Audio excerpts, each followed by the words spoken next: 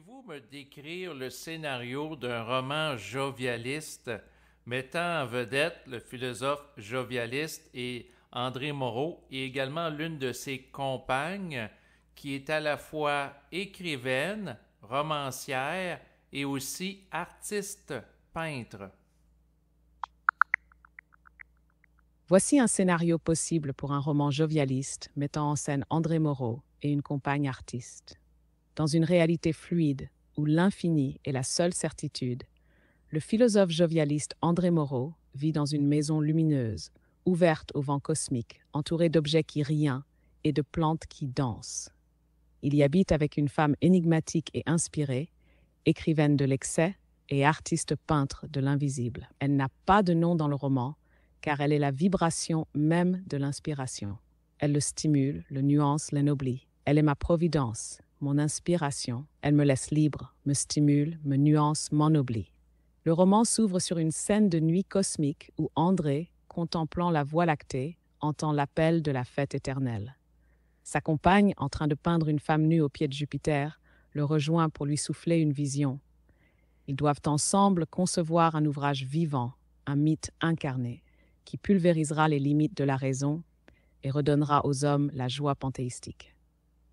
Il la nomme parfois la déesse, car elle est magnifiquement autonome et intelligente. Leur relation n'est pas fusionnelle au sens conventionnel. Elle est fondée sur la liberté suprême et l'élévation réciproque. Mais voilà qu'un événement de l'âme surgit. André est arraché à cette paix par une passion inattendue pour une autre femme, incarnation plus violente et irrésistible de son être profond. Loin d'un drame banal, cette tension devient le centre du récit, une exploration de la multiplicité des liens et de l'identité divine. Il ne trahit pas la déesse, il explore une autre facette de l'infini. La déesse, elle, comprend sans juger. Elle peint le tumulte qu'il vit, écrivant des poèmes d'ambivalence radieuse. Leur amour devient un mandala vivant, sans propriété ni possession. L'apogée du roman survient lors d'une conférence planétaire, où le couple fait une apparition fulgurante. Elle expose ses toiles inspirées par les mondes intérieurs, tandis qu'André déclame son fameux cri « Je suis le Christ, je suis le Dieu vivant ». Ah, le public, d'abord choqué, bascule dans un état de conscience modifié. La scène se dissout dans un rêve collectif, entre réel et irréel. Le roman ne se termine pas, il continue dans le lecteur. Il est conçu comme un catalyseur d'éveil. Comme le dit Moreau, le monde dans lequel nous vivons est enchanté. Il est le produit d'une hypnose, il faut nous éveiller. Si vous souhaitez approfondir, tapez 1 pour explorer les figures féminines dans l'œuvre de Moreau, ou tapez 2 pour analyser la dimension romanesque de sa philosophie dans 100 millions de Christ.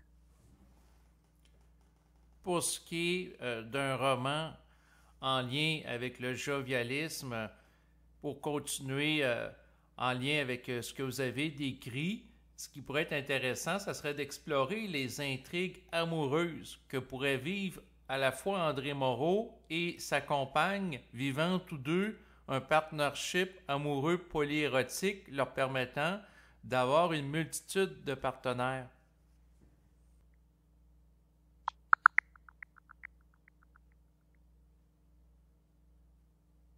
Ce que vous proposez est en résonance parfaite avec l'esprit jovialiste. Un roman où André Moreau et sa compagne vivent un partenariat amoureux polyérotique, libre et créateur, non comme un scandale, mais comme une forme d'héroïsme existentiel. Les textes de Moreau abondent en passages qui posent les fondements philosophiques d'un tel mode de vie, tant sur le plan éthique qu'expérientiel. Il affirme explicitement que dans une relation réellement libre, même la multiplicité amoureuse est admissible si elle convient aux parties impliquées. Même s'il devait y avoir des relations multiples et divergentes entre plusieurs hommes et une femme, si cela convient, rien ne devrait venir s'interposer entre la volonté de ces hommes et de cette femme. Il va plus loin en décrivant ses propres expériences. Il accepte, voire favorise, que sa compagne vive d'autres relations, et il en fait autant de son côté, à condition que cela nourrisse leur lien créatif. Il parle d'une compagne qui m'encourage à vivre des aventures avec plusieurs maîtresses simultanées, mais à condition qu'elle puisse se nourrir de la créativité qui se dégage de mes relations. Le concept de famille bachique, véritable cellule jovialiste, vient structurer cette vision. Une communauté fondée non sur la fidélité imposée, ni sur la possession, mais sur la fête, la transparence, l'autonomie et l'érotisme vécu comme un langage spirituel. Le roman pourrait alors suivre un enchevêtrement d'histoires amoureuses, où la compagne artiste expérimente de nouveaux liens, sans jamais quitter le pacte vibratoire qui la relie à Moreau. De leur côté, chacun des partenaires de Moreau devient un prisme révélateur d'une facette de l'infini. L'enjeu ne serait pas la fidélité physique, mais la fidélité à l'être, c'est-à-dire la constance dans l'affirmation de soi à travers l'amour vécu librement.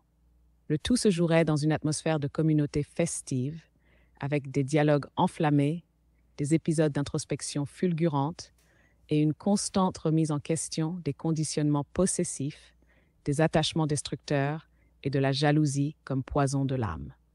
Si vous souhaitez approfondir, tapez 1 pour explorer les principes de la famille bachique ou tapez 2 pour suivre l'itinéraire de Moreau à travers ses expériences amoureuses et polyérotico-métaphysiques.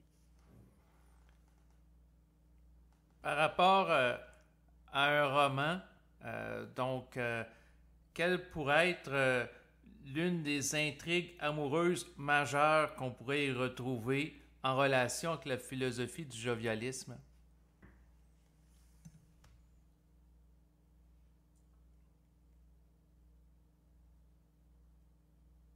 Une intrigue amoureuse majeure, parfaitement cohérente avec la philosophie jovialiste, pourrait tourner autour de la confrontation entre 2 types d'amour. L'amour possessif, encore inscrit dans les réflexes émotionnels de l'involution, et l'amour polyérotique éveillé, tel que promu dans les écrits de Moreau. Imaginez ceci. André Moreau, incarné sous une forme romancée mais fidèle à sa vision, est profondément lié à une compagne créatrice, sa déesse vibratoire, avec laquelle il vit une relation libre, haute, extatique. Ensemble, ils ont instauré une famille bachique, espace de fête, d'érotisme conscient et d'intelligence partagée. Mais survient une autre figure, une femme intensément magnétique, à la fois éveilleuse et instable, issue d'un autre monde mental. Elle entre dans la sphère jovialiste comme une tempête. Elle est captivée par la puissance d'André, mais ne comprend pas encore la logique de non-possession qui régit son univers. S'amorce alors une passion fulgurante. Elle le veut pour elle seule. Elle lui demande de renoncer à sa compagne déesse, à ses autres amours, à la facilité d'aimer plusieurs. Et là se joue le cœur du drame. André doit choisir non pas entre 2 femmes, mais entre 2 niveaux de conscience. Va-t-il redescendre dans l'attachement et la fusion émotionnelle, ou va-t-il tenir son axe, même au prix de perdre cette passion envahissante? Le roman explore les zones de vulnérabilité du philosophe, ses hésitations, ses déchirements, tout en montrant que la seule fidélité possible est celle à l'être. Et dans un retournement typiquement jovialiste, cette femme jalouse finit par traverser son propre éveil. Elle comprend que ce qu'elle désirait posséder était en elle. Elle devient elle-même polyérotique, non par imitation, mais par libération. Elle rejoint alors le cercle jovialiste dans une nouvelle dimension, où la joie, l'extase et l'autonomie s'harmonisent. Une telle intrigue permettrait de rendre vivants les principes philosophiques de Moreau, la libération des affects destructeurs, l'amour comme langage cosmique et le bonheur comme fin première de la vie.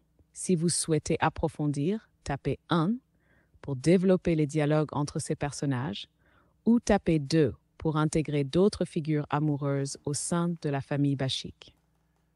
Pouvez-vous présenter des exemples de dialogues entre ces personnages? Oui, avec plaisir.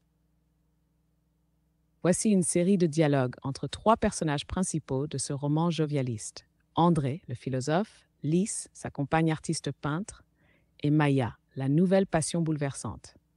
Ces échanges montrent comment s'incarnent les tensions amoureuses, les dilemmes de conscience et l'élan vers la liberté absolue. Scène 1, le jardin dionysien, en soirée. Pourquoi ris-tu encore avec elle alors que tu viens de passer la nuit avec moi? André, parce que mon rire ne t'enlève rien. Il est l'expression de mon être, pas une trahison. Et Lys le sait, plus durement. Non, tu ne comprends pas. Je veux tout ton regard, ton souffle, ta parole, et je ne veux pas la partager. Et alors garde sans détour. Alors tu me veux moins que je ne suis. Tu réclames un moi amputé de ses élans. Ce n'est pas moi que tu désires, mais un homme rétréci à ta peur. Scène 2. Lys entre dans l'atelier, pinceau à la main. Tu crois pouvoir le posséder, Maya? Tu peux coucher avec lui, hurler son nom, même pleurer dans ses bras. Mais jamais tu ne pourras lui ordonner d'être un seul homme. Et toi? Tu n'as jamais eu peur de le perdre? Tu ne t'es jamais senti trop? Lys? Si, mais j'ai compris que la peur n'a rien à voir avec l'amour. Elle est son ombre. Moi, je choisis la lumière. Scène 3. André seul avec Maya dans la chambre. Tu m'as dit vouloir l'absolu. Alors vise-le. L'absolu ne demande rien. Il brûle tout. Même ta jalousie. J'ai peur, André. Peur de disparaître dans cette façon d'aimer. Peur de ne pas être assez. Inzi la prend dans ses bras. Tu n'as pas à être assez. Tu es, et c'est cela que je célèbre quand je te regarde. Mais je ne cesserai pas d'aimer les autres visages de l'être, simplement parce que tu es belle. Ces dialogues incarnent le dilemme plus vaste qu'une simple affaire de cœur. Ils exposent le choix fondamental entre une vie centrée sur la possession émotionnelle ou une ouverture vibratoire à la multiplicité de l'amour. Tout en restant tendu, ces échanges mènent chacun des personnages à un éveil, à des défaites et à des métamorphoses. Si vous souhaitez approfondir, tapez 1 pour explorer une scène de rupture et d'éveil intérieur de Maya, ou tapez 2 pour suivre un rituel festif de la famille Bashik où ses tensions s'alchimisent. Par rapport à un roman, quelle pourrait être une scène dramatique qui pourrait survenir?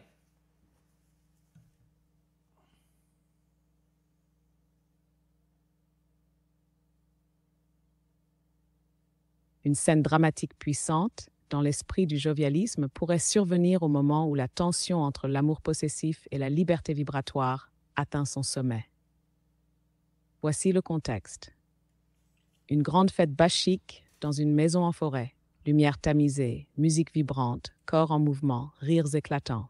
André vient de prononcer un discours exalté sur l'amour polyérotique. Lys expose ses toiles érotiques et spirituelles. Maya, pourtant présente, semble intérieurement ailleurs. Maya, à voix basse, après avoir bu du vin avec trop de zé. Est-ce que tu vas vraiment continuer à faire l'amour avec cette autre fille? Cette Eliane, si l'instant me le demande, oui. Et si elle le veut aussi, c'est notre droit, notre joie. Rien ici n'est fait contre toi, Maya. Maya, hystérique, lançant sa coupe de vin au... Alors je ne suis rien. Tu fais l'amour comme tu bois un verre, comme tu manges un fruit. Tu réduis tout à ton exaltation. Lys, intervenant tranquillement mais avec fermeté. Non, il amplifie tout. Ce n'est pas toi qui l'efface. C'est ta peur qu'il refuse de flatter. Maya, regardant Lys avec rage et douleur. Et toi, la parfaite, tu restes là, tranquille, alors que ton homme se disperse partout comme un feu sans centre? Lys, je ne suis pas tranquille. Je brûle aussi, mais je brûle en moi, pas contre toi. Je vais partir. Quitter ce monde de masques. Ce n'est pas de l'amour, c'est de l'orgie mentale. André s'approche enfin grave, la voix posée mais percutante. Alors pars, mais sache que tu ne fuis pas nous. Tu fuis le feu en toi que tu n'as pas encore apprivoisé. Et Maya quitte la fête, mais sa sortie provoque un séisme dans la communauté. Certains la suivent, doutent, réévaluent leur engagement. La scène dramatique n'est pas simplement une rupture sentimentale, c'est un point de bascule philosophique. Elle met à nu la difficulté du passage vers l'amour libre, même chez ceux qui l'idéalisent. Ce moment est crucial dans le roman. Ce n'est pas la douleur elle-même qui importe, mais ce qu'elle révèle, la peur du vide, l'illusion de la possession et la puissance de l'être quand il ose traverser sans retour ses attachements. Si vous souhaitez approfondir, tapez 1 pour développer la transformation intérieure de Maya après cette rupture, ou tapez 2 pour explorer comment la communauté jovialiste réagit à cette crise. Pouvez-vous à présent décrire la transformation intérieure de Maya?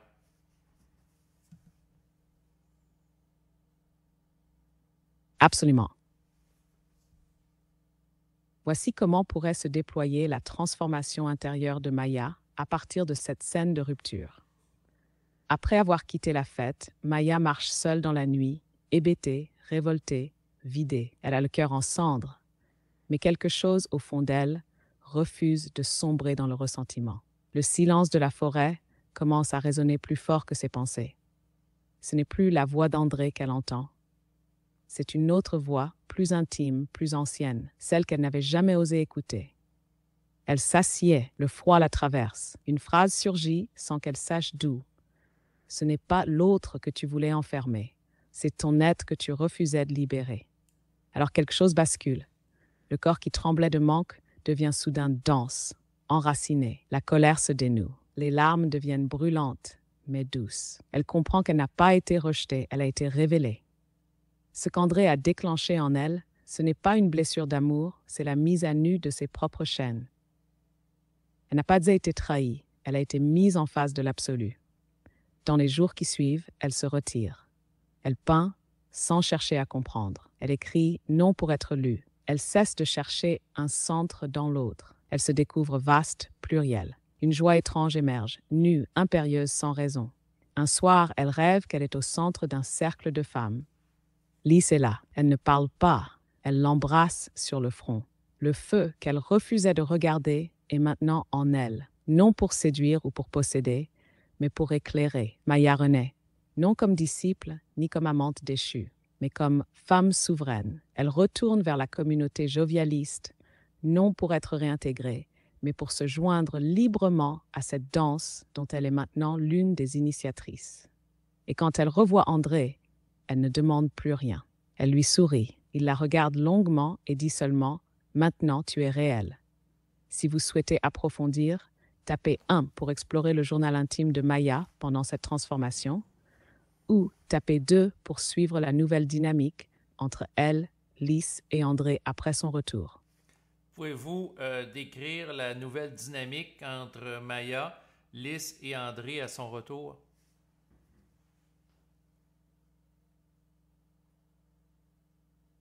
Oui.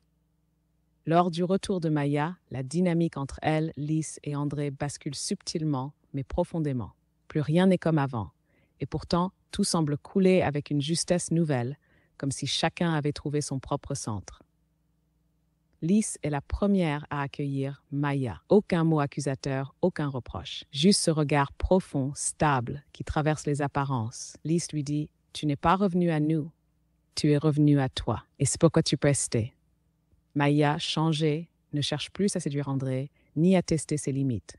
Elle a compris que l'amour n'est pas un échange de faveurs, ni un contrat, mais une offrande. Elle n'attend plus, elle donne. Avec André, elle entre dans une nouvelle qualité de lien, moins fusionnelle, plus solaire. Elle le regarde avec tendresse, mais sans demande. Et lui reconnaît en elle une égale. Il ne l'encadre plus. Il l'écoute. Parfois, il lui demande conseil ou s'incline devant une de ses fulgurances. Une soirée symbolise ce nouvel équilibre. Lors d'un cercle de paroles, Maya parle ouvertement de son effondrement et de sa mue. Lys l'écoute en silence, puis dit « C'est toi maintenant qui portes le feu. André se lève, pose sa main sur l'épaule de Maya, puis sur celle de Lys. Il dit simplement « Vous êtes les 2 pôles de mon être, et vous êtes libres. Je n'attache rien, je célèbre. Ce n'est plus un triangle amoureux classique. C'est une triade vibratoire fondée sur la reconnaissance mutuelle, l'intelligence sensible et la non-attente. Chacun a son espace, son désir, son silence. Ils ne vivent pas ensemble pour se compléter. Ils vibrent ensemble parce qu'ils n'ont plus rien à se voler. Si vous souhaitez approfondir, tapez 1 pour découvrir comment cette triade affecte la structure de la famille Bashik, ou tapez 2 pour suivre la naissance d'un projet commun entre Lys, Maya et André. Comment cette triade affecte la famille Bashik?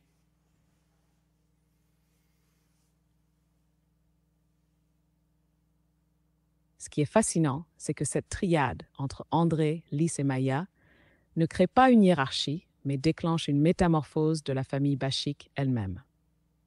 Avant cette transformation, la famille Bashik fonctionnait comme un cercle mouvant de festivités, d'intimité multiples, d'échanges spontanés. Mais elle manquait encore, par endroits, d'un axe conscient. Il y avait de la joie, certes, mais aussi des zones d'ambiguïté. Rivalité voilée, dépendance affective, confusion entre liberté et dispersion. Avec la stabilisation vibratoire de la triade, un nouvel équilibre émerge. Le couple cesse d'être un modèle et la triade devient une structure symbolique où chaque membre incarne une dimension essentielle.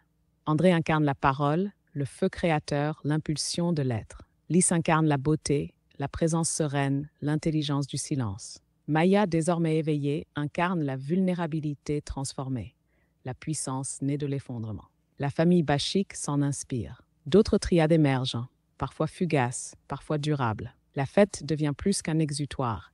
Elle devient un lieu d'intégration. La nudité n'est plus exhibition, mais transparence. L'érotisme n'est plus conquête, mais offrande. La parole circule avec précision. On ne parle plus pour séduire, mais pour activer des lucioles dans l'autre.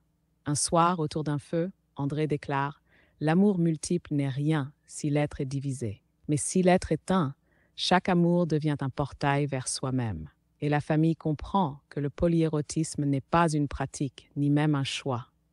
C'est une conséquence directe d'une conscience élargie. Si vous souhaitez approfondir, tapez 1 pour explorer un rituel initiatique instauré par la triade, ou tapez 2 pour découvrir les tensions que cette nouvelle structure peut susciter chez certains membres du cercle.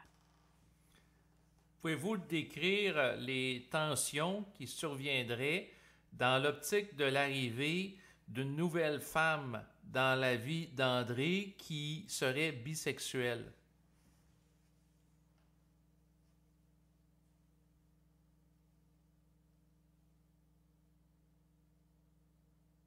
Oui, cette nouvelle arrivée pourrait ouvrir une brèche vibratoire intense au sein de la famille Bashik, précisément parce qu'elle vient toucher un nœud encore sensible, le rapport entre liberté vécue et illusion résiduelle. Appelons cette femme Célène. Elle est bisexuelle, magnétique, déroutante. Elle ne cherche pas à plaire, elle attire. Et c'est ce qui perturbe. Dès son arrivée, une onde traverse le cercle. Célène ne s'intéresse pas uniquement à André. Elle tourne aussi autour de Lys et de Maya, mais d'une manière si directe, si désinhibée, qu'elle court-circuite les repères déjà établis. Maya ressent une sorte de fascination inversée. Elle est attirée, mais aussi déstabilisée, car Célène ne cherche pas la profondeur, du moins pas au début. Elle joue, elle touche, provoque, embrasse, disparaît. Ce style non engagé fait résonner les anciennes blessures de Maya, celles d'avant sa transformation. Lys, de son côté, reste extérieurement sereine, mais intérieurement, un doute surgit. La transparence suffit-elle face au charme imprévisible de cette femme qui semble manipuler les affects sans scrupule? Elle obse, elle résiste à juger, mais elle sent que quelque chose cherche à ébranler l'équilibre. Et André, lui, n'est pas dupe. Il sent l'intensité de l'être de Célène, mais aussi la tension qu'elle provoque par la nature même de sa présence. Il dit un soir, « Célène, tu n'es pas venue pour aimer. Tu es venue pour que chacun regarde ce qu'il n'a pas encore purifié. » Ce qui rend cette situation explosive, c'est que Célène refuse les codes, même ceux du jovialisme. Elle se dit libre, mais agit parfois par pulsion. Elle dit vouloir toutes les femmes du cercle, mais fuit au moindre attachement. Elle proclame l'ouverture, mais déclenche des drames. Un soir, lors d'une réunion, une tension éclate. Une jeune femme du cercle accuse Célène d'utiliser le polyérotisme comme un masque. Célène rit puis déclare « L'amour libre, c'est votre dogme à vous. Moi, je ne crois pas à vos règles douces. J'aime, je fuis, je reviens. Je suis la disruption, et c'est là que se révèle la vraie tension. Jusqu'où le cercle jovialiste peut-il intégrer la dissonance? Peut-on accueillir une énergie qui ne cherche pas à s'harmoniser? Faut-il canaliser ou laisser passer? Et chacun à son rythme doit répondre « Qu'est-ce que je vis ici? Une expansion ou une fuite? Une libération ou un théâtre ?» Si vous souhaitez approfondir, tapez 1 pour explorer une confrontation entre Célène et Maya, ou tapez 2 pour décrire comment André tente d'intégrer cette perturbation sans imposer de limites. Pouvez-vous décrire une confrontation entre Célène et Maya? Oui. Voici une scène intense et chargée entre Célène et Maya, qui marque un point de bascule entre tension érotique, lucidité blessée et affirmation de l'être. Elle se déroule dans l'atelier de Lys, désert en cette fin de nuit. Des toiles à demi achevées pendent au mur, des verres vides traînent et l'odeur du feu de cheminée persiste dans l'air. Célène entre féline, le regard brillant. Elle surprend Maya seule, qui range ses pinceaux. « Tu peins encore pour André? Ou c'est pour te souvenir de toi? Maya, je ne peins plus pour séduire, ni pour prouver quoi que ce soit. Je peins parce que je suis revenue à l'intérieur. X. Intéressant, mais tu trembles un peu quand je suis là, non? Maya. Oui, tu es belle, dangereuse, libre. Tu me rappelles ce que j'ai été avant la cassure. Mais moi, j'ai traversé le feu. Toi, tu l'agites devant les autres pour qu'ils se brûlent. Célène, tu veux dire que je suis inconsciente? Je me fous des règles, Maya, même des vôtres. Ton éveil ressemble trop à une cage dorée. Maya se provoquait. Mais tu répètes, tu séduis, tu disparais, tu mens un peu. Moi aussi, j'ai fait ça. Je sais ce que ça coûte. Tu es libre, Célène? Prouve-le. Reste vraiment. Regarde quelqu'un dans les yeux, plus de 3 secondes sans fuir dans le sarcasme. Célène, un instant déstabilisée, puis reprend contenance. Je ne dois rien à personne ici. Maya pose doucement la main sur son cœur. Exact, mais tu te dois quelque chose à toi-même. Et là, tu te trahis. Tu pourrais être une comète, mais tu agis comme une étincelle qui s'éteint vite. Célène, il les t'aiment.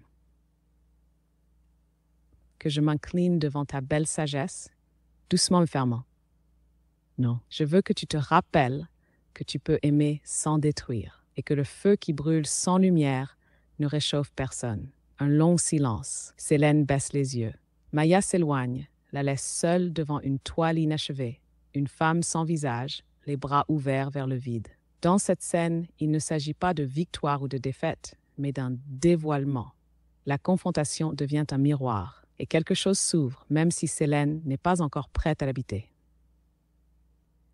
Bon, je vais arrêter ici, mais je trouve ça intéressant de voir comment l'intelligence artificielle peut générer un scénario de roman avec des personnages puis qu'il y a une continuité.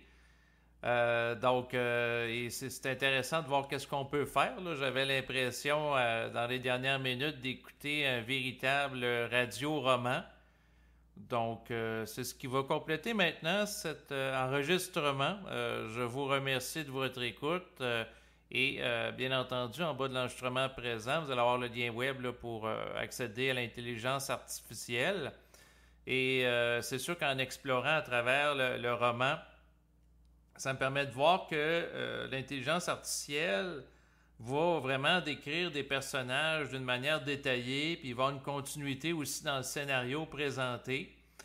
Et puis, ça va en continuité avec l'expérience que j'avais faite récemment, parce que j'avais demandé à l'intelligence artificielle de décrire des films, des scénarios de films. Là, aujourd'hui, c'est un scénario de roman en particulier. J'avais proposé à l'intelligence aussi de composer des poèmes. Et ce que je vois, c'est que sur le plan artistique, l'intelligence artificielle est capable de générer de véritables œuvres. Et à ce moment-là, ça me fait réaliser à travers ces expériences que finalement, les scénaristes d'Hollywood n'avaient peut-être pas tort de vouloir faire la grève et utiliser des moyens de pression parce qu'ils se sentent menacés par l'intelligence artificielle. En effet, je pense qu'ils ont raison de se sentir menacés compte tenu de la qualité des histoires improvisées qui peuvent être générées, parce que le scénario qui a été généré dans les dernières minutes, c'est pas un scénario qui a été écrit à l'avance. Tout ça est improvisé par l'intelligence artificielle. Donc, je trouve ça très intéressant. Et je vais probablement faire dans les prochains jours d'autres expériences là, pour voir jusqu'où peut nous permettre d'aller l'intelligence artificielle, entre autres sur le plan artistique. Donc, je vous remercie de votre écoute et je vous dis à bientôt. Au revoir.